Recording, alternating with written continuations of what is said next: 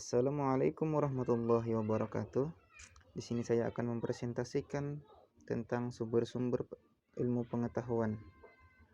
Yang pertama empirisme, yang kedua rasionalisme, yang ketiga intuisi, yang keempat iluminasionisme atau hati, yang kelima wahyu. Materi yang pertama, pengertian empirisme. Kata empirisme atau empirism semakna dengan kata yang ada di bahasa Yunani empiria atau empirios, berpengalaman dalam, berkenalan dengan, atau terampil untuk. Dalam bahasa Latin empirism bermakna experientia, pengalaman. Ajaran empirisme memberikan kebimbangan kepada sains dan agama pada zaman modern filsafat, sehingga dapat diasumsikan mengecilkan peranan akal. Empirisme ialah suatu aliran filsafat yang mengatakan bahwa sumber seluruh pengetahuan harus dicari dalam pengalaman. Doktrin utamanya ialah semua pengetahuan yang dimulai dengan pengalaman. Selaku salah satu teori mengenai asal pengetahuan, empirisme adalah antitesis dari rasionalisme. Itu karena rasionalisme berpandangan sebaliknya, bahwa akal adalah satu-satunya sumber pengetahuan.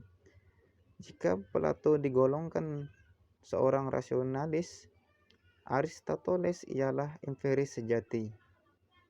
Dalam hampir semua pemikirannya, Aristoteles jelas sekali berkonsentrasi pada ilmu-ilmu induktif. Meski harus diakui bahwa Plato dan Aristoteles serta kaum Platonis dan Aristotelianis selalu berupaya mengombinasikan rasionalisme dan empirisme. Tokoh empirisme dalam konteks filsafat era modern diantaranya adalah Francis Bacon tahun 1561 sampai 1626, Thomas Hobbes tahun 1588 sampai 1676, John Locke pada tahun 1632 sampai 1704, George Berkeley pada tahun 1685 sampai 1753 dan David Hume pada tahun 1712 sampai 1778. Aliran empirisme dibangun oleh Francis Bacon pada tahun 1210 sampai 1292 dan Thomas Hobbes pada tahun 1588 sampai 1679. Namun mengalami sistematisasi pada dua tokoh berikutnya, John Locke dan David Hume. Francis Bacon merupakan filosof yang anti metafisika dengan novum organumnya, yang berarti logika baru. Penekanannya ialah bahwa data seharusnya dikumpulkan melalui eksperimen dan pengetahuan yang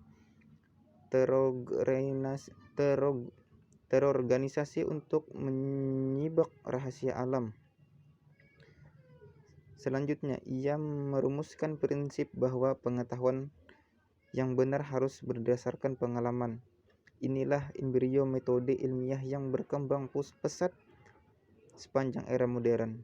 Contoh dari aliran empirisme dalam kehidupan sehari-hari adalah bagaimana kita mengetahui es itu dingin.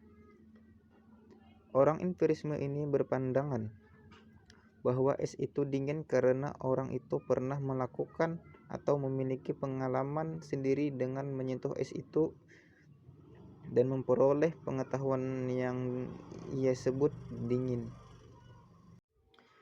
Materi yang kedua yaitu rasionalisme. Rasionalisme adalah aliran filsafat yang menyatakan bahwa akal adalah sumber terpenting untuk mendapatkan pengetahuan dan menetes pengetahuan. Ketika empirisme menerangkan bahwa pengetahuan didapatkan dengan alam mengalami objek empiris, namun rasionalisme ini mengajarkan bahwa pengetahuan didapat dengan cara berpikir. Sumber dalam berpikir adalah petunjuk logis atau hukum-hukum logika. Rasionalisme juga dapat diartikan sebagai pemahaman filsafat yang berusaha dengan tujuan memperbesar ilmu-ilmu yang dipakai untuk mendapatkan keabsahan dengan cara-cara tertentu untuk mendapatkan kebenaran. Rasionalisme tidak mengingkari kegunaan indera dalam memperoleh pengetahuan. Laporan indera menurut rasionalisme ialah bahan yang belum jelas dan kacau.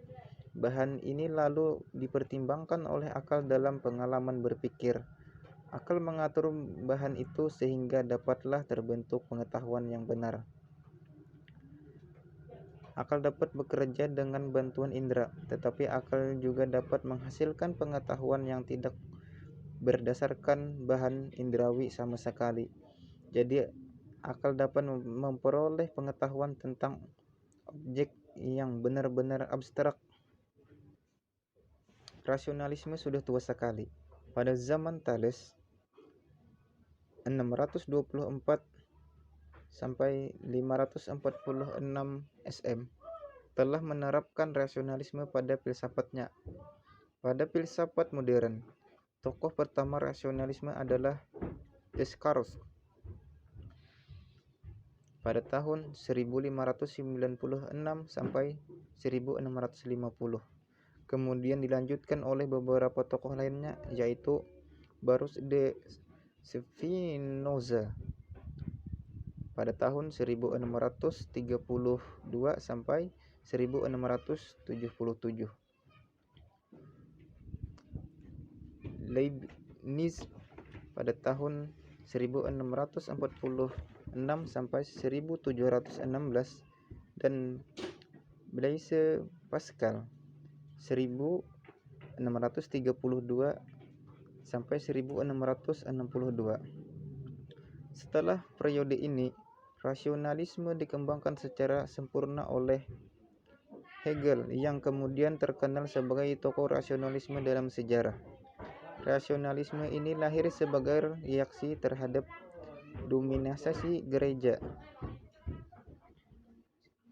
Di abad pertengahan Kristen yang ada di barat, rasionalisme muncul menandai perubahan dalam sejarah filsafat. Karena aliran yang dibawa Descartes ini adalah cikal bakal zaman modern. Dalam sejarah perkembangan filsafat, kata modern di sini hanya dipakai untuk menunjukkan suatu filsafat yang mempunyai corak yang sangat berbeda, bahkan berlawanan dengan corak filsafat pada abad pertengahan Kristen. Tokoh-tokoh rasionalisme yang pertama, René Descartes tahun 1596 sampai 1650. Yang kedua, Baruch de Spinoza pada tahun 1632 sampai 1677. Yang ketiga, Leibniz pada tahun 1646 sampai 1716 Masehi. Materi yang ketiga yaitu intuisi. Intuisi adalah istilah untuk kemampuan memahami sesuatu tanpa melalui penalaran rasional dan intelektualitas. Seperti pemahaman itu tiba-tiba saja datangnya dari dunia lain dan di luar kesadaran. Misalnya saja, seseorang tiba-tiba saja terdorong untuk membaca sebuah buku, dilaporkan dari jurnal Universitas Mercubuana. Intuisi adalah menerima informasi atau pengetahuan tanpa bersandar pada indera. Dalam proses perolehan informasinya tidak bergantung pada indera ingatan, pengalaman serta perasaan atau proses berpikir lainnya. Intuisi akan memperoleh pemahaman mengenai realitas dalam bentuk potongan-potongan kecil ataupun informasi atau pengetahuan, dan biasanya berupa simbol. Simbol-simbol ini yang kemudian akan digabungkan menjadi gambaran yang utuh. Pengetahuan-pengetahuan yang tak secara sengaja akan tersimpan di dalam memori sepotong-potong antara satu hal dengan hal lain yang seolah-olah tidak saling berhubungan, tidak memiliki makna, dan biasanya dianggap tidak bermanfaat sama sekali oleh individu yang terbiasa untuk berpikir rasional, serta menggunakan data-data yang diperoleh berdasarkan pada fakta-fakta. Padahal dengan berpikir intuitif sendiri itu berpikir tanpa adanya kesadaran, maka proses berpikir yang terjadi secara cepat dan juga menghasilkan berbagai pengetahuan, maka individu akan dapat menyimpulkan dengan cepat suatu keadaan yang dihadapinya sehingga dapat mengarahkan perilaku dengan benar. Kekuatan pikiran bawah sadar akan sering berperan dalam keadaan terdesak, apalagi menyangkut keselamatan nyawa.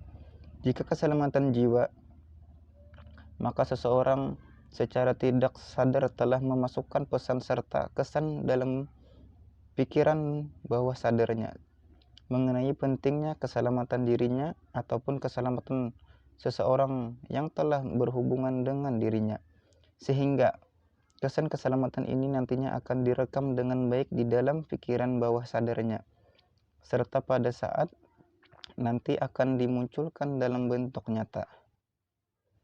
Materi yang keempat, iluminasionisme atau hati. Kaum empiris memandang bahwa sesuatu yang materi adalah tidak ada, maka pengetahuan tentang materi tidak mungkin ada. Sebaliknya, kaum ilahi yang meyakini bahwa ada suatu hal yang lebih luas dari sekadar materi, pengetahuan tentangnya tidak mungkin lewat indera tetapi lewat akal dan hati. Hati dapat merasakan sesuatu hal lain yang bersifat materi, tetapi merasakan apa yang sebenarnya terjadi di dalam dirinya sendiri seperti rasa sakit, rasa lapar, dan sebagainya.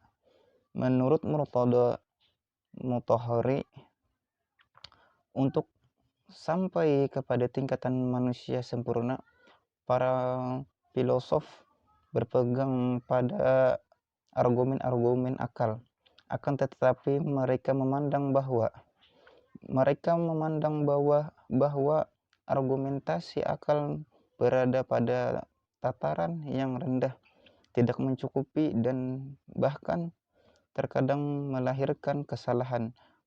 Maka dari itu mereka begitu sangat menekankan unsur-unsur lain selain akal seperti menampakkan jalan-jalan spiritual. Dan materi yang kelima yaitu wahyu. Wahyu adalah kata masdar yang memiliki pengertian dasar, tersembunyi, dan cepat. Terkadang wahyu juga digunakan dalam kata isim maf'ul, diwahyukan. Wahyu secara istilah adalah sumber pengetahuan yang diberikan Allah kepada para nabi dan rasulnya.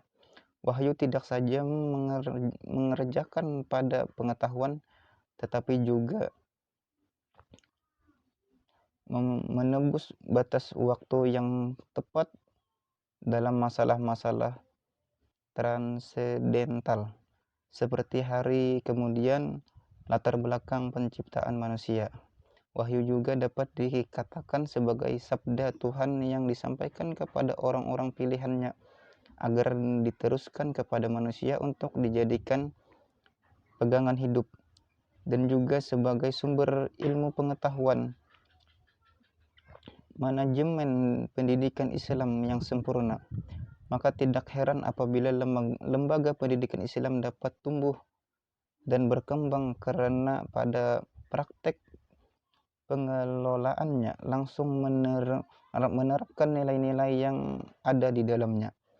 Al-Quran, seperti firman Allah itu berisikan petunjuk dan pedoman bagi manusia dan menjalani hidup di dunia dan di akhirat kelak.